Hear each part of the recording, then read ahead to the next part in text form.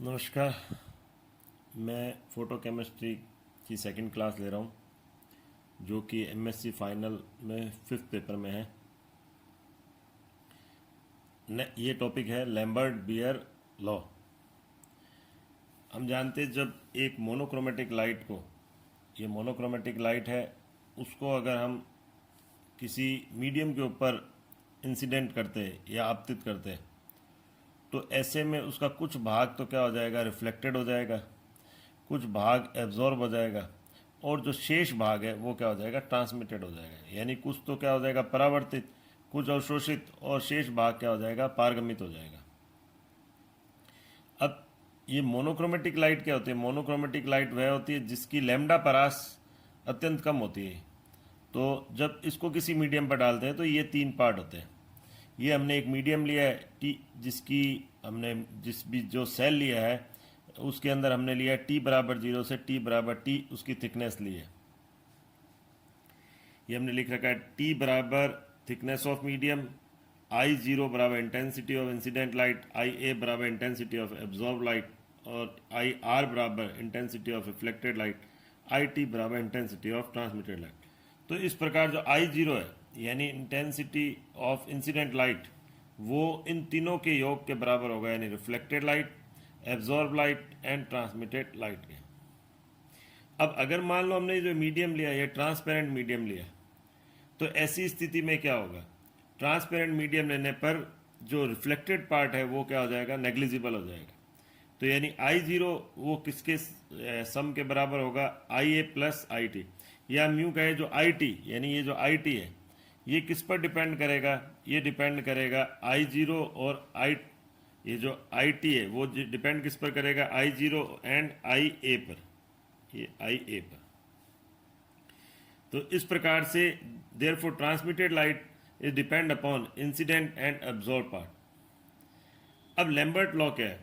Lambert law है when monochromatic light is incident on a medium then decrease the intensity of light, क्योंकि जब यहाँ गई तो उसने कुछ पार्ट एब्जॉर्ब करा, तो decrease the intensity of light is directly proportional to thickness of medium.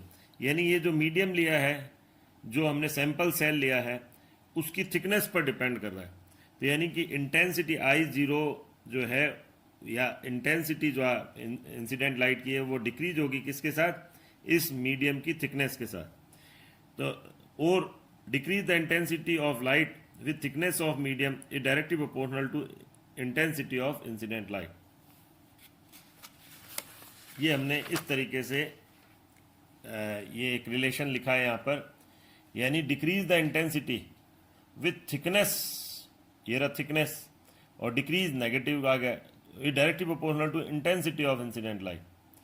अब अगर हम इसको आई को नीचे ले गए और डी टी को इधर की तरफ ले गए डिफरेंशियल फॉर्म में, तो अब हमने यहाँ पर कह दिया decrease the intensity with respect to total intensity is directly proportional to thickness of medium. यानी जो इंटेंसिटी डिक्रीज हो रही है वो किसके डायरेक्टली प्रोपोर्शनल है, थिकनेस। यानी थिकनेस जितनी बढ़ जाएगी इंटेंसिटी भी कुल के सापेक्ष क्या हो जाएगी, घट जाएगी।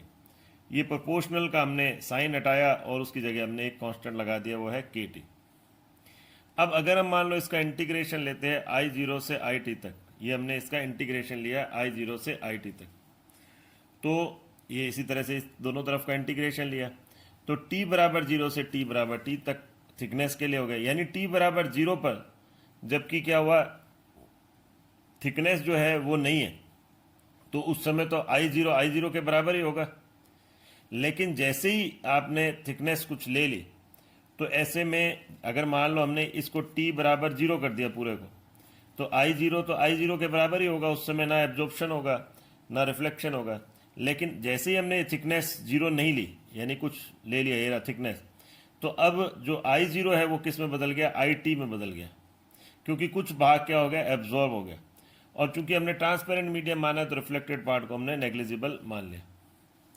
तो हम जानते हैं डी एक्स बटा एक्स, इसका अगर इंटीग्रेशन लेते तो ये एल एन एक्स यानी नेचुरल लॉग एक्स के बराबर होता है। तो यहाँ हमने लिख दिया एल एन आई, ये डी आई बटा आई, तो एल एन आई माइनस तो पहले से ही था, और उसकी लिमिट लगा ली आई टी से लेकर आई जीरो तक। ऐसे ही डी एक्स का जो इंटीग्रेशन होता है वो किसके बराबर होता है, वो एक्स के बराबर होता है। तो यहाँ हमने डी टी का जो इंटीग्रेशन ले लिया वो टी के बराबर हो गया। और थिकनेस क्या हो गई टी से लेकर 0 तक, यानी 0 से टी, और ये हो गया आपके I0 से IT। अब इसमें हमने पहले ऊपर वाली लिमिट रखी ln IT minus ln I0 और बराबर के, और फिर ऊपर वाली लिमिट, फिर लास्ट वाली लिमिट, ये लिमिट लोअर लिमिट रखी, upper limit and lower limit रखी, तो t माइनस 0 हो गया। यहाँ ln IT minus ln I0 हो गया। लॉग, या इसको हमने नेगेटिव साइन को अंदर की तरफ ले गए तो ये इस तरह से आ गया। Log A minus log B किसके बराबर होता है? लॉग A अपॉन B के।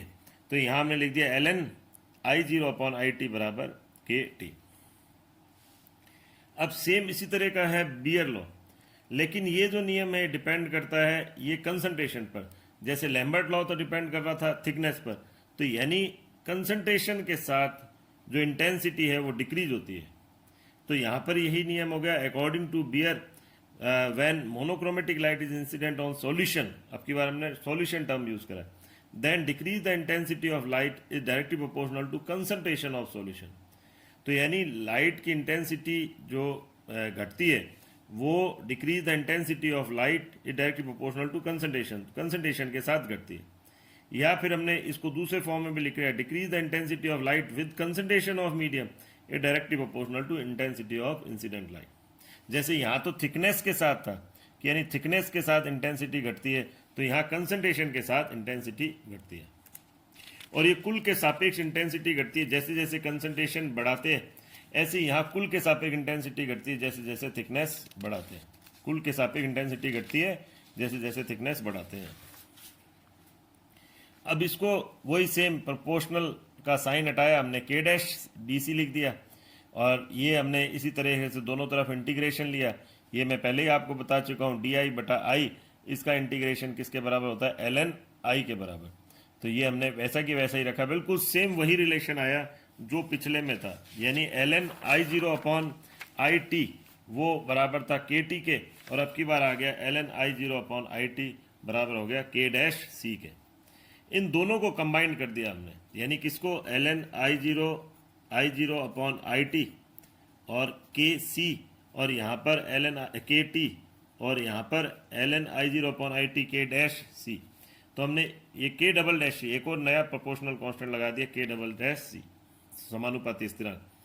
तो अब यहाँ हमने कर दिया ln का मतलब होता है नेचुरल लॉग, ln x का मतलब होता है लॉग बेस EX। इसी प्रकार से 2.303 लॉग ये बेस 10x। तो हमने यहाँ पर 2.303 लॉग 10 I0 अपॉन IT और ये k डबल डैश CT कर दिया। तो लॉग ये इस तरह से हमने इसको लिख दिया। इसको हमने एप्सिलॉन एक नए सिंबल से दिखाया, एप्सिलॉन से। ये दिखाता है मोलर एब्जॉर्प्टिविटी या मोलर एक्सटिंक्शन कोफिशिएंट। तो इस प्रकार A बराबर हो गया log 10 I0 अपॉन IT बराबर एप्सिलॉन CT। इस प्रकार जो A है यानी मोलर जो एब्जॉर्बेंस है वो C और T दोनों पर ही डिपेंड करता है। अब यहाँ therefore according to Lambert Beer, इस प्रकार लैम्बर्ट बियर के अनुसार the quantity of light absorb by substance यानी कि which dissolve in transmitted solvent is directly proportional to concentration of substance and path length of light through the solution। यानी जो Lambert beer नियम क्या बताता है, जो लाइट एब्जॉर्ब हो रही है वो डायरेक्टली प्रोपोर्शनल किसके? कंसंट्रेशन पर, और पाथ लेंथ ऑफ लाइट यानी वही थिकनेस पर डिपेंड कर रही है। अब लिमिटेशन क्या है लैम्बर्ट बियर लॉ की? सबसे पहले ये जो लिमिटेशन होती है कि मोनोक्रोमेटिक लाइट हमें यूज करनी चाहिए। सॉल्यूशन जो होना चाहिए वो डाइल्यूटेड होना चाहिए। Solute should not be ionise, dissociate और associate in the solution during experiment. यानी प्रयोग के दौरान ना तो जो सोल्यूट है वो आयोनाइज हो जाए, डिसोशिएट हो जाए, एसोसिएट हो जाए। The light beam should be scattered from medium, should not B scattered from medium, यानी जो लाइट बीम है वो मीडियम से स्कैटर्ड ना हो। और लास्ट हो गया sample should not show fluorescence and phosphorescence process when light is incident on it. यानी कि जब लाइट जो इसके ऊपर आपतित की जाती है सैंपल पर, तो वो फ्लोरोसेंस और फॉस्फोरोसेंस प्रोसेस को नहीं दर्शाना चाहिए। तो आज के लिए इतना ही। Thank you.